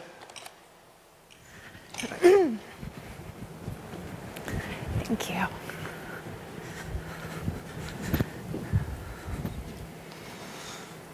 Morning, everyone. Is this what I'm looking for? Yes, excellent. And it works. Okay. So I'd like to start by saying Happy International Women's Day. And so anyone who knows about International Women's Day knows that it was yesterday. But I would like to take this opportunity to kick off a campaign to make it International Women's Week. Because frankly, I think it's really important to celebrate women, and it's great to see so many of you in the room. So today we're going to talk about something that is near and dear to my heart, closing the cash gap. I founded P2B Investor about 4 years ago.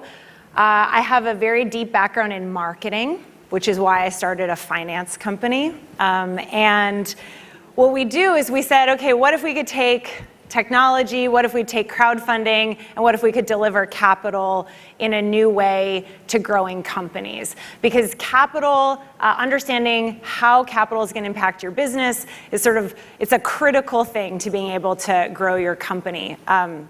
So 100% of businesses face cash flow challenges. So our company is a growing company, so I spend a lot of time thinking about how to manage cash as we grow, and I usually feel like this because it sucks, right? You're sort of saying, I'm trying to grow this business, I've got product issues, I've got sales issues, I've got marketing issues, and I've got cash issues. And figuring out how to deal with them and really planning for them is incredibly important. Because let's face it, we all want to be this guy saying to ourselves, can we focus on product. How do we, the guys that were just up here telling amazing stories about launching new products, getting all this national distribution, doing all these great programs, that all requires funding. So in order to get the growth that you want, in order to get the market share that you want, in order to build the brand that you want, you need to ask yourself really right from the outset, how am I going to fund this? How am I going to find the cash to do the things that I need to do to grow?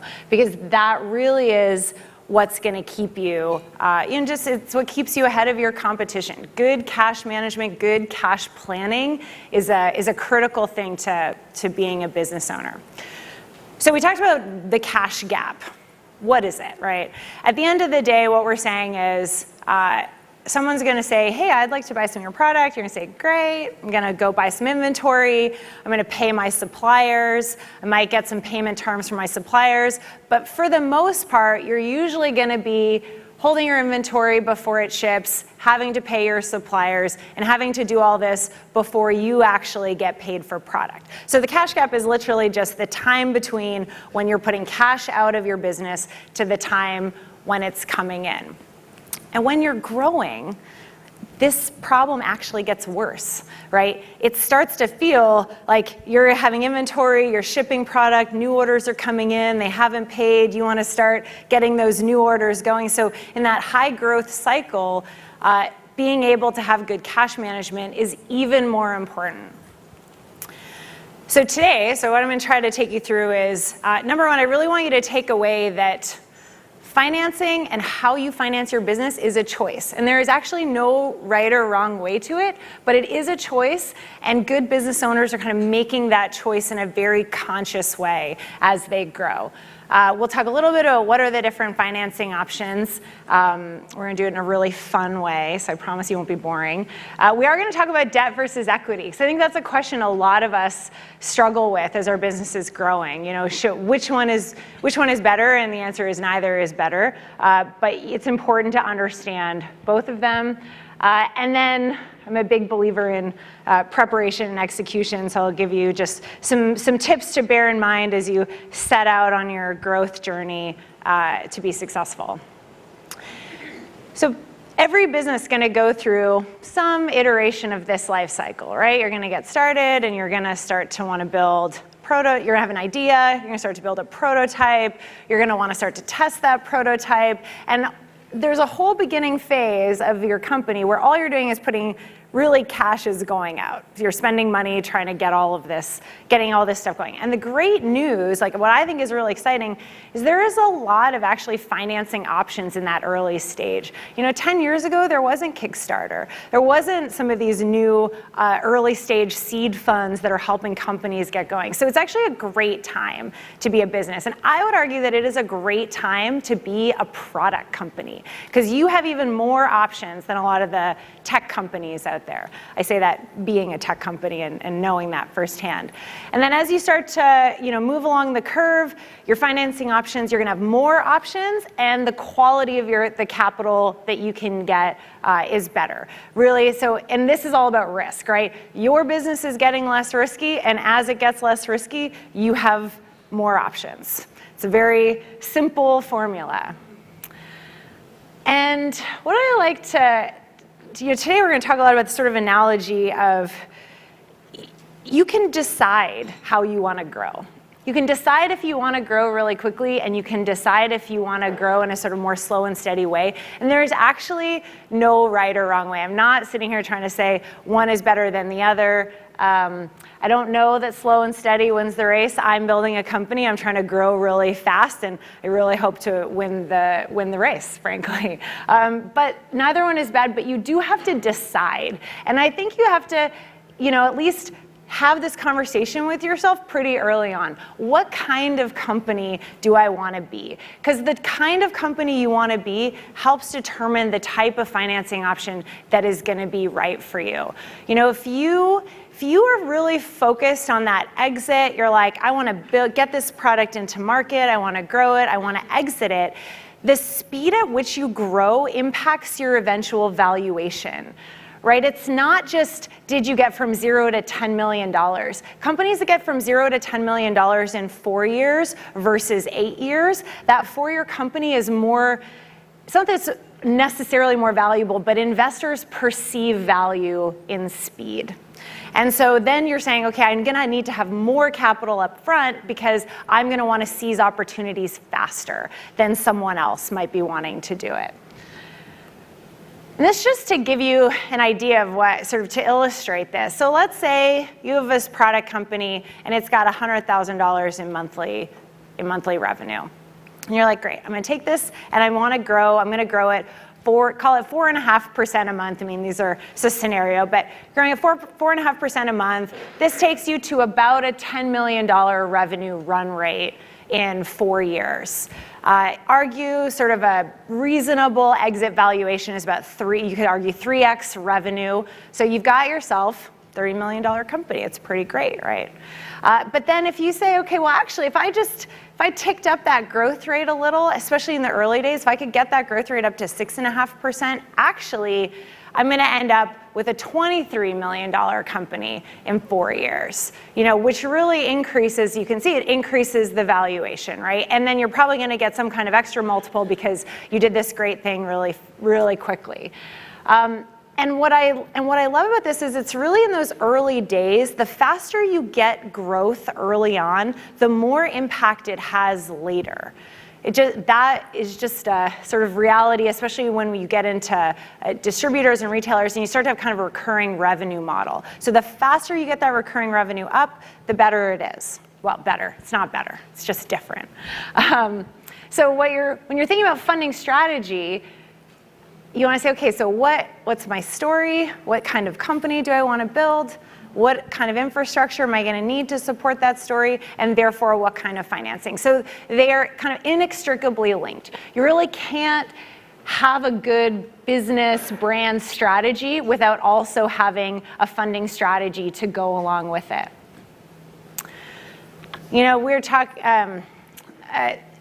and this will impact your business model and your supply chain choices. I just saw Bill in the audience, who I did a webinar with the other day, and we were talking about Noosa, right? Noosa, awesome company, and they are very vertically integrated. They're like, we're gonna control everything. In order to do that, you need to have the capital to be able to start to invest in that integration up front. It's probably going to require more upfront capital. If you're going to go down the co-packing route because you really want to be ready to scale, you're not going to have the same kind of margins. That's going to impact the sort of financing that's right for you. We're talking about how I learned there are 8,000 specialty stores and call it 40,000 conventional. So if you want to go into one Whole Foods region, you don't need as much cash to get into, whatever it'll be, 20, 50 stores. But if you want to go into Safeway, you're going to need to have the capital to be able to get into 5, 10, 20,000 stores right off the bat. So you have to say, what kind of financing do I need to be ready to do that? And so then you start to think about, okay, well, what's really the cost of money? I get asked a lot about, is this money too expensive? We're always thinking about cost, and what I would tell you about money is that cost is relative. What is it worth to you to pay for money today that's going to increase your growth rate by 5%? Thus, putting you on a whole new growth path for the next 4 years? I don't know. I don't know what it's worth to you. I don't know. But what I can tell you is that you have to ask yourself, what is it actually doing for me? Is it increasing my gross margin? Is it letting me hire someone that's going to drive sales faster? What is the money going to do for me? What is that worth to me? And then you take the cost of that money and you put it into perspective. So I wanted to give you just a scenario of this. So if you'll say, imagine you're on this, right? You're on this 4.5% monthly growth rate. This is in a 12-month time period, and you're not going to take any financing. You're just going to grow, right, over the course of that year. By the end of the year, you've done $1.5 million. Now, let's say you were to borrow. You take out $250,000, and you're going to pay 20% APR, which in all of our minds is like a huge number. So you pay 20% APR. But you invest it early on, and you say, actually what I was able to do was increase my growth rate to 7.5%. So what does that do for me over 12 months? What was the cost? What was the cash cost of my financing during that time versus the cash cost of revenue and margin that I got from there? So you see what I'm saying? It's really not about how much you're spending. It's really about what it's going to do for you. And you can do these models. I've got a simple one for you. You can do these models easily, and you can say, maybe this isn't revenue. Maybe it's gross margin. Maybe it's just, well, that's it. Maybe it's gross margin, maybe it's revenue. Those are probably the two that are easiest to model. Same sort of thing, like what if you were to say, okay, well, actually I have this opportunity. I have an opportunity to get into a new chain of stores, get into a new distributor. But I'm gonna need to invest $150,000 right up front. It's gonna maybe take 3 or 4 months for me to start to see that benefit, but then I'm gonna get a big revenue impact. So all of a sudden, you're on the same growth rate, but you've shifted the base by, call it $70,000. So is it worth it to you? This is your choice, right? These are the questions you have to ask yourself as you're thinking about it. And this was just to give you an example of like, if you were to, I like to show people visuals of how would you do this in Excel? Very easy, right? You'd say, here's a month, here's January, here's what I'm kind of on track to do based on last year's growth rate, based on what stores I'm in. Here's where I'd like to be. Here's my cost of monthly capital. And then you break it out this way. So it's not, I really want you guys to know, like, this is not rocket science stuff. Trust me, it's really not. And it's easy to do, and you just have to sit down with your Excel model and ask yourself, what is the value of this money, and then what is the cost of it, and therefore do I think it's worthwhile?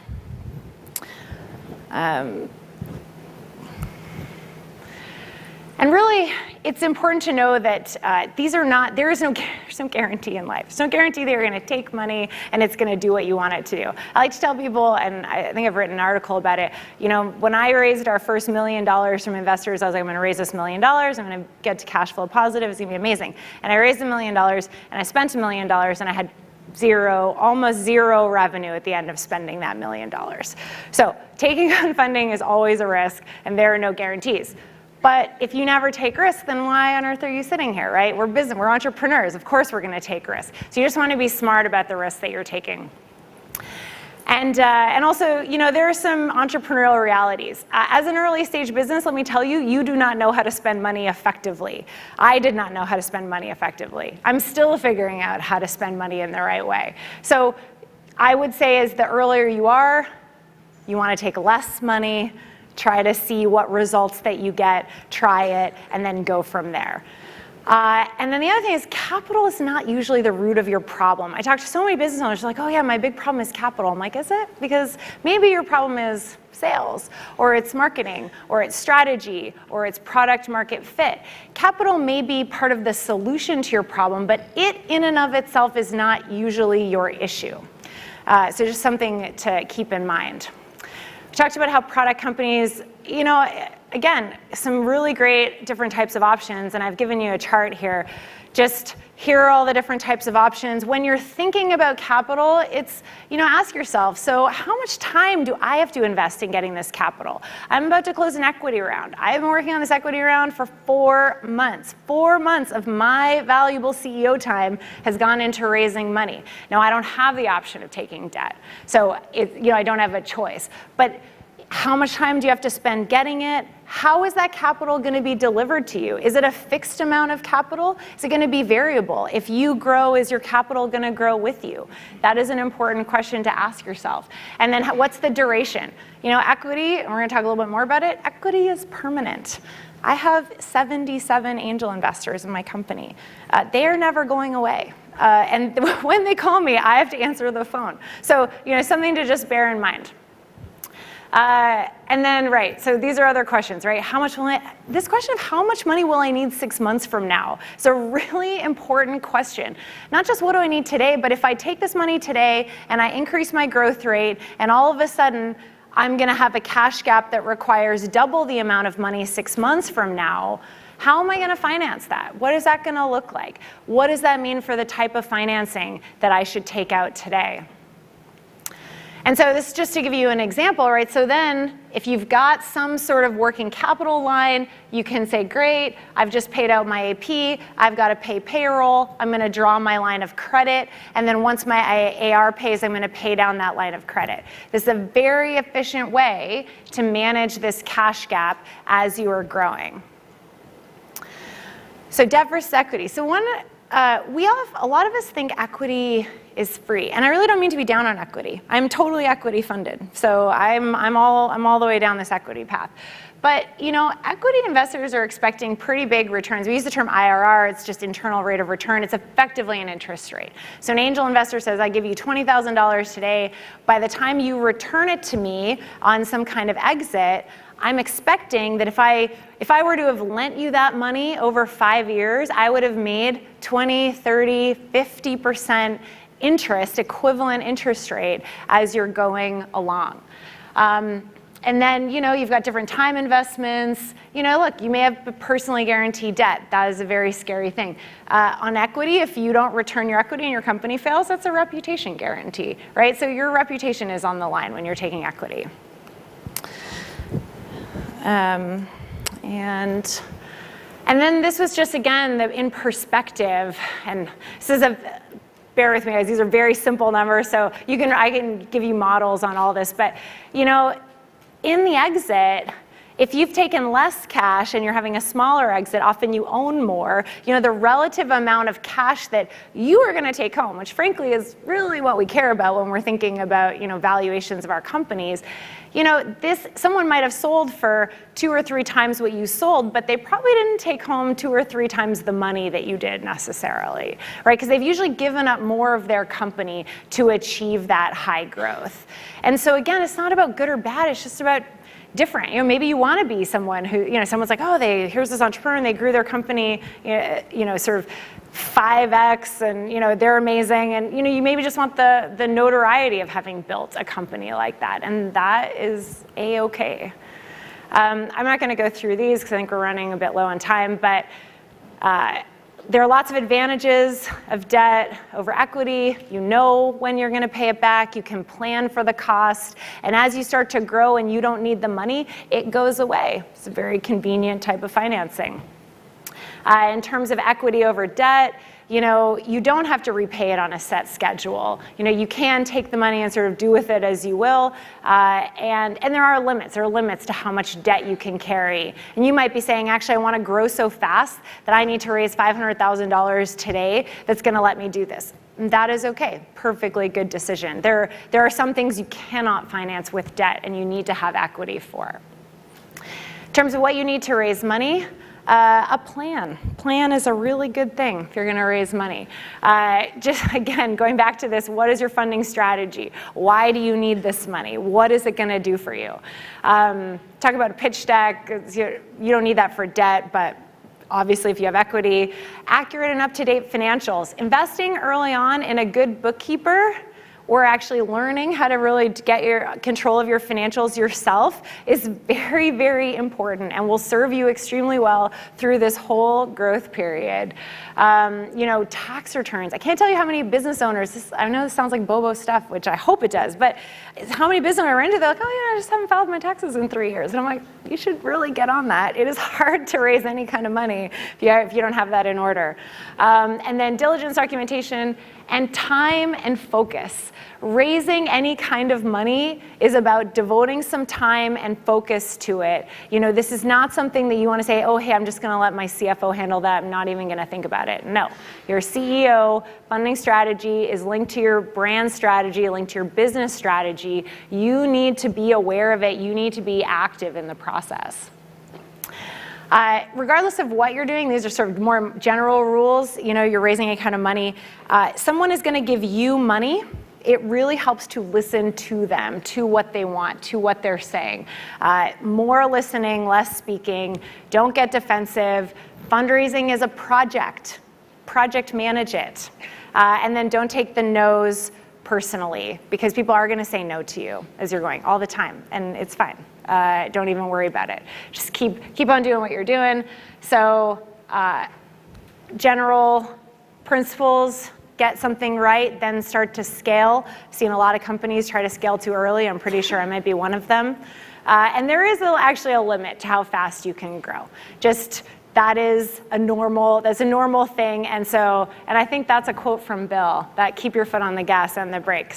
And so with good strategic and financial planning, you can seize opportunities faster and you can stay ahead. And I really, really believe in you. I know you can do it. I know financing feels scary. I know it's something we don't all like to think about it, but I promise it is not as hard as you think it is, and it will serve you extremely well as you start to grow your business. Thank you.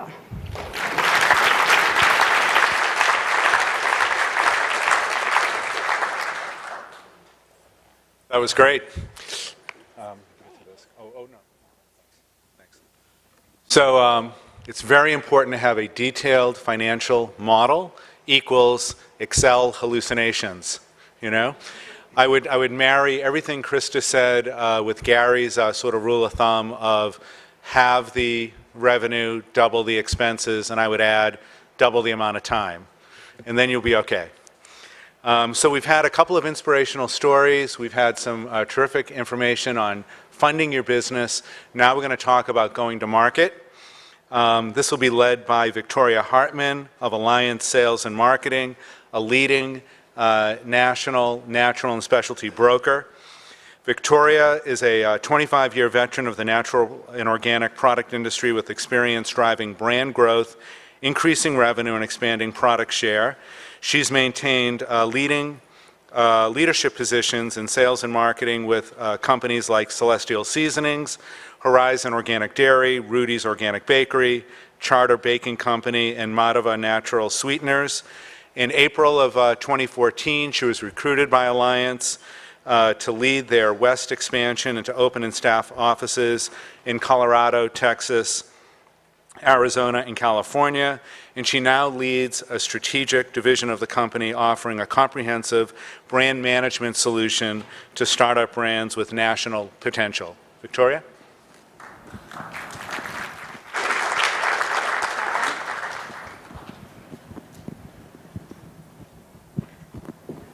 Good morning. You're almost there. You're almost to the first break, so I'll try to make this relatively painless. As Bob said, I've been fortunate enough to have been in the industry for about 25 years, and I've worked for some fantastic brands and some legacy pioneers and entrepreneurs in bringing companies to market. And someone was asking me yesterday, actually, how many expos have you actually been to? And I had to think about it a little bit, and I was like, wow, well, I had a few off when I had a couple kids, but I've been here for 20-some years, probably closer to 25 years. And I love it just as much today as I always have. The energy, the fact that we're doing great stuff, the excitement that goes around building brands. And now at Alliance, I'm working with entrepreneurs, and some of them haven't brought their products to market yet. They might still be in concept testing. Others maybe are in a startup mode. They might be at a couple of retailers in their own backyard. Or maybe some of them have actually been in market for years, 3, 4 years and further. And I find that there's actually 4 areas that you can improve upon that actually increases your chance of success.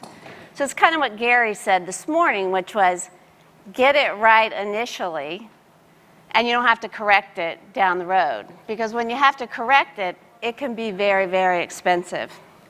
So first up is defining your go-to-market strategy. And so when you're looking at that, you're going to want to evaluate your consumer, you're going to want to look at your market, and you're going to want to look at your own P&L. So when you're evaluating your consumer, you're deciding what unique attributes does your product have that's not currently on the shelf. As Gary said, it has to taste really good. That's component number 1. But what else? Maybe you have really unique packaging. If you think about Justin's, they were able to put nut butter in a packet, and all of a sudden they created on the go. So maybe you have a package concept for a category that's tired, and you're ready to bring that to market. Or maybe there's another category that needs some disruption. If you think about what Crave was able to do to the jerky category several years ago, it was a category that was really ripe for disruption. So think about your consumer and think about how you can bring your product to market and how you're going to be different than what's already there. And then start small. I can't say this one enough. It can be in your own backyard. It can be at your farmer's market. It can be at a local retailer. In Colorado, we're really fortunate that we have a couple retailers that will let you bring your product to market and test it in a store or two. Valuable, valuable learning. But what you want to think about is when you bring that product to your local retailer or to your farmer's market, think about all your cost. Don't think that you're just driving it from your car down the street and delivering it. Think about the fact that you are having to deliver it, say, from California to Chicago. What are all the costs that you might incur? There's distribution cost. There's obviously potential cost of transportation.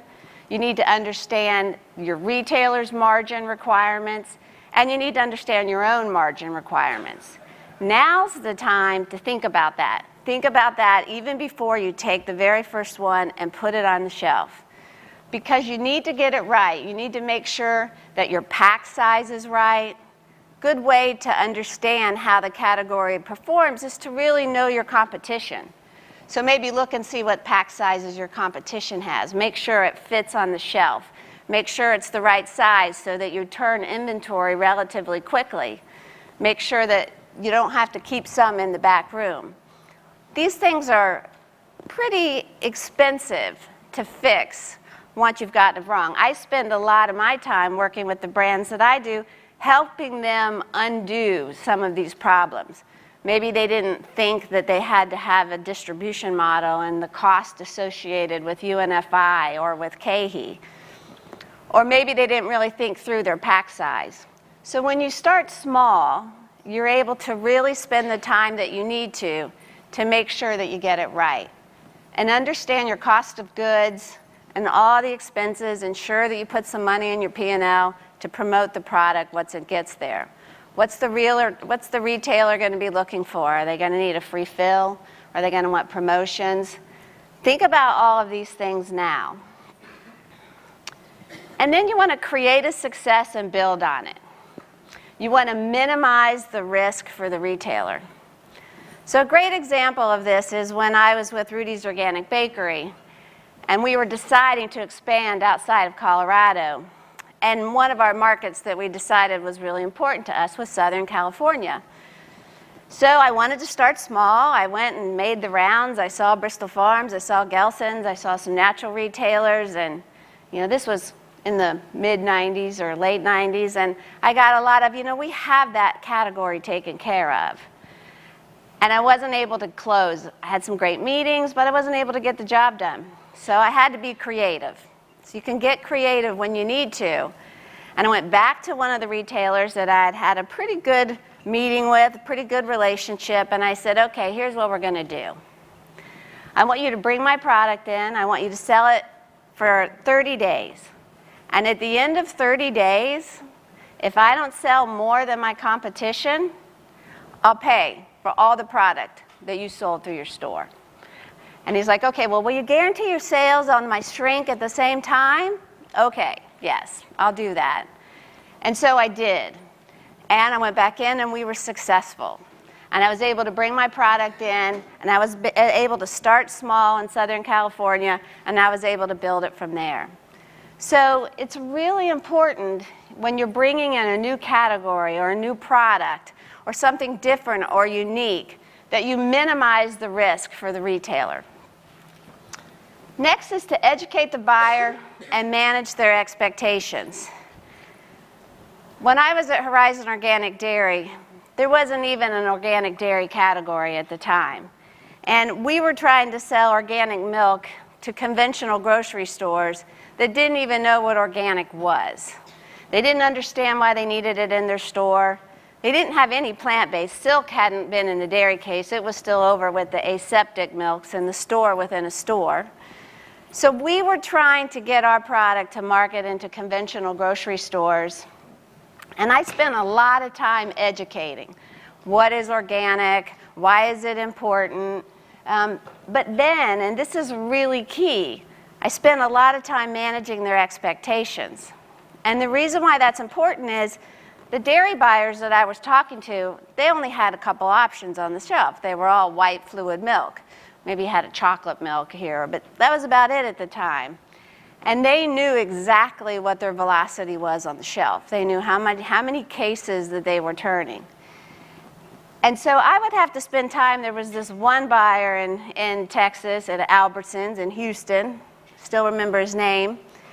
And he really didn't want to bring my product in, but he told me his boss was making him do it. So we were going to go and give this a try. And so I said, okay, here's the great news. What you're doing is you're providing a new product for your consumer.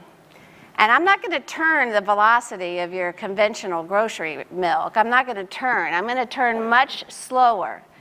And my goal is to turn a case a week per store. And that's what I'm hoping that we can do. But what you are doing is you're, by having this product on your shelf, your shopper that's going home and they have to stop at the store and pick up milk, you're going to make sure they stop in your store and pick up milk in your store. And then they're going to spend more because organic and natural shoppers spend more in your store. So what you want is you want to have this available so that when she stops, she can get organic milk for her family. So I was watching the movement. I was watching how it was going, seeing how over the next couple of months, had my next follow-up appointment with him. I was a little nervous. It wasn't going great. We were just getting started. And I went in and I said, so Mike, how's it going? A little bit of silence on the other side. And he goes, well, we're not killing it, but we're moving exactly what you said we were. We're moving about a case per week per store. And so rather than coming into an opportunity where he could have been, I was expecting 20 cases a week, I had managed his expectation. I had told him right off the bat, this is what you're going to move. And then we had a great partnership from that point forward. And we grew it. Never ended up being one of my best accounts, but we ended up growing our sales there. And also, make sure that you're generating trial. There's lots of opportunities now, whether it's social media to drive consumers to stores, maybe it's coupons. Gary told the story of having his friends go in and ask for product at Whole Foods. Make sure that you're generating trial with coupons and with social media, and do everything that you can to make that product successful in the store. And then determine your results. Go back and look at, okay, here's what I thought I was going to move. This is what I'm doing. Lots of times when you're working with retailers and you're in a startup mode, they'll actually share with you how you did. They'll tell you, well, here's how the category is performing. Here's how you're performing. Here's where we need to do better. Maybe it's pricing. Maybe it's promotion. Open dialogue and have a conversation about the results that they experienced and that you experienced. And then you'll want to redefine your go-to-market strategy, and you'll want to go back out and continue to expand. This slide, I could probably spend the whole 30 minutes talking about putting the right person in front of the customer, but I won't. But I am here to say it's incredibly important. I can't tell you how important this is. When you're building your business, you're trying to get your product to market, you're working really hard, you got the jar, you got the container, you think you figured out your cost of goods, you got it to the shelf. Sometimes the last thing you're thinking about is then who takes over from that point. And maybe the first couple of years, you'll actually be doing that yourself. And I would encourage that. Having that understanding of what it takes to sit across the desk from the buyer, it's hugely important, and it'll help you throughout your whole company. But eventually, you're going to need to start running your business. And you're going to need to be there every day. And so it's going to be time for you to put someone in front of that customer. And I'll share with you a couple of things that I think are hugely important. First of all, make sure they're likable. Now that sounds pretty basic, but I see a lot of salespeople, and the ones that are likable are the ones that usually get the sale. Because people still want to buy from people that they like. It's really important. Now, it's not always the case, but I bet if there was a study, you would find that the salespeople that are likable probably have a little bit better of a success than the ones that aren't. And make sure that they share your passion. You've spent all this energy, all this time, getting this product to market, figuring out how it should taste, figuring out the price, working really, really, really hard to get it there. And now you need to make sure that that person shares that passion when they're in front of the customer. Make sure they understand your mission statement. Make sure they understand your values. Make sure they understand everything about what's great about your product so that they can communicate it, so that they can be as successful as you would be if you were there. You know, I've interviewed probably hundreds of salespeople over the course of my career. And I'll have to tell you that the first thing that I evaluate is passion. And the second thing that I try to evaluate is if I think they're likable. And sometimes, if I'm on the fence and I can't really decide, gosh, does this person have it? I'll pull out a pencil. And some of you might have seen this. I actually had someone do this to me, and I picked it up, and I've used it a lot in my career. And I'll say, you know, I want you to do me a favor. I want you to sell me this pencil. And I'll hand it to him, and I'll ask him to sell it to me. And you will learn so much about the person. I'll say, take a couple minutes, figure out what makes this pencil really good, and then sell it to me. And by doing that, you're going to find their creativity. You're going to find out, you know, what can make them successful, how they're going to think on the fly. It's a good test. And then lastly, the last point that I'll make on this is, you know, what you see up there on the right, this piece of paper I've seen throughout my whole career. There's a gentleman by the name of Mark Retzlaff. Many of you probably know him or know of him. He's a legacy entrepreneur in our industry. He started at Alfalfa's Market. He went on to fund and start Horizon Organic Dairy. After that, he was at Rudy's Organic Bakery. He's now on countless boards. And everywhere that Mark has an office, everywhere that you go to see him, he has this piece of paper. And I remember at Horizon, it was actually taped on this little wall that we shared. But we were so small when we started that he and I had to share an office. For those of you that know Mark, you know kind of what that means. But this was taped on his wall. And he took it really importantly. And he would always talk about when he was ready to hire people, he wanted breed stock. He wanted people that were winners. He wanted people that you could say no, that if they said no to him, they'd get up and try again. I mean, I've seen a statistic that says that I think it's an average of 40% of the time you get told no the first time.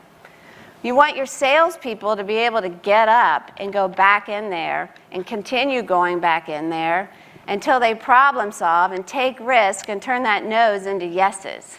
You know, so make sure when you're building your teams, or make sure when you're hiring that first salesperson, it's so important. And make sure that what you're doing is that you're hiring breed stock, and you're buying, and those are the folks that are going to be representing your products out into the marketplace. So you're ready to expand. You've been successful. You've got your salespeople out there. Maybe you've had a couple of markets or two under your belt. Where do you go from here? Well, you want to evaluate your scalability. You need to make sure that you have the ingredients, production, however you decide to go to market. You need to make sure that you have that thought through and accomplished. You want to confirm your financials and make sure that it's going according to plan. And then you want to create a strategic plan. And this can be a 3 to 5 year strategic plan.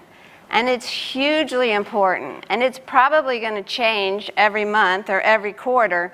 But you need to get something down on paper to be able to really decide, what is this going to look like? What is it going to look like in the next 3 years, in the next 5 years?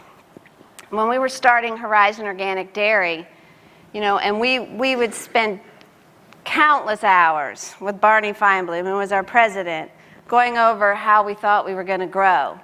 Because at Horizon, it wasn't a matter of just buying more product. We had to figure out how to get organic cows. And that required many years. You had to be ahead of that curve by years. And so we spent a tremendous amount of time on our strategic plan. And when you decide how to go to market, you can go by channel, you can go by geography. Now there's tons more opportunities available to start, and how you can identify your strategic plan. You can start with an e-commerce strategy. Maybe you want to start in the natural channel. It used to be that you started in natural, you built a success story, you grew on that success story, and then you took it and you continued to grow, and maybe you added some grocery accounts. Well, there's a lot more opportunities available to you now. And so when you're deciding through your strategic plan, get it down on paper as best as you can. It'll probably change. It might change quarterly. But make sure that you take the time to figure that out. And then you might want to consider a broker. So a broker provides lots of resources for you. They're experts in the marketplace. They have the account relationships. They have feet on the street. They have merchandising skill. They understand how to go to market in that particular market. Some brokers will work with you and help you on a much more strategic level. So after the break a little bit today, you're going to be treated to your next presentation with Scott Anderson. And Scott's going to actually take it up a level, and he's going to help you understand the value of using data and the value of understanding how to know where to go to market, what your pricing is going to be, and what to expect also as far as results. And this is tremendous. If I would have had the insight as we were building some of these brands to be able to say, okay, when we were ready to expand Rudy's and we were going into the East Coast, I knew if I hit this market, I could expect this amount of results. It didn't exist like that then. And now what we have is the opportunity to really get specific and to really dive in and understand our chances of success. And so I'll leave you with one last thought. And I actually just added this yesterday because it happened. Don't be afraid to say no. And what I mean by that is, I'm working with the client, and we're working really hard on this deal. It's probably taken months and months for us to get it done. We had everything approved. The retailer was ready. The pricing was right. We had agreed on the program. We had agreed on the cost. We all felt good about it. You need to make sure that you're making money and they're making money, and it's a deal that's good for both of you. And if it's not, don't be afraid to say no. Because what happened is, the last minute, the retailer says, you know, I think I'm going to change what we talked about. And instead of taking you into 150 stores, I'm going to take you into 350 stores. Well, obviously the cost of 350 stores and this particular account was much greater. It doubled our new distribution cost, and it doubled our potential for shrink. And we were a little nervous about going into the account to begin with, but then all of a sudden, when the game changed at the very last minute, you have to be confident enough to say, you know, I don't think it's the right time for me. Thank you for the opportunity. You know, and they were nervous. Well, we've already gone down this path and we've spent so much time, and you know, will it look bad if I decide that I'm not going to do this launch at this particular retailer? And I said, no, you have to be confident in your decisions. So these decisions are going to come up every day. Feel confident when you know it's right or when it's wrong, and be prepared to say no when you don't feel like the particular program is good for you and good for the retailer. You'll still get there. You'll still be successful. It'll still happen. Might just take a little bit longer at that particular retailer. Thank you.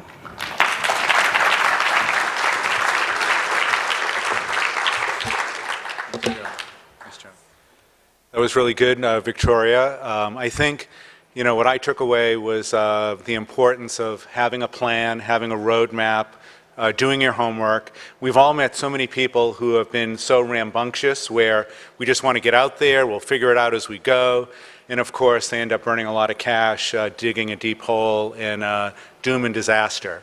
So I would say, you know, take advantage of some of the people in the room, people like Victoria, Scott, Jennifer Love, Stu Bishop, and others, and all the experts who are going to be manning tables at lunchtime, and really ask all the questions you can. So right now we're going to take a break. We're going to come back at 10:15. The restrooms are outside to the right, and there's some refreshments still in the back, and we'll get started promptly at 10:15. Thanks.